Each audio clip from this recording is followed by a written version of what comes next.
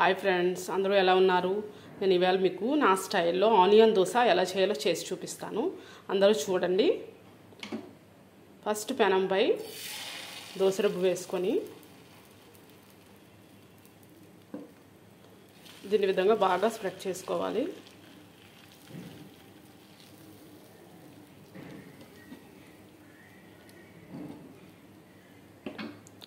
దీనిపై సన్నగా తరిగిన ఆనియన్స్,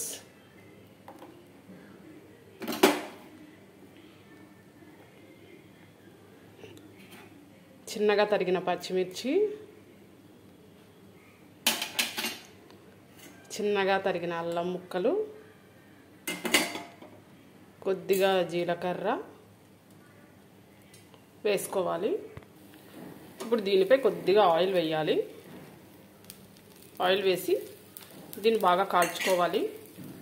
ఇప్పుడు దోశ ఒకవైపు బాగా కాలింది. దీన్ని రెండో వైపు టర్న్ చేసుకోవాలి. రెండో వైపు కూడా బాగా కాలనివ్వాలి. ఆనియన్ దోశ అయితే రెడీ అయిపోయింది.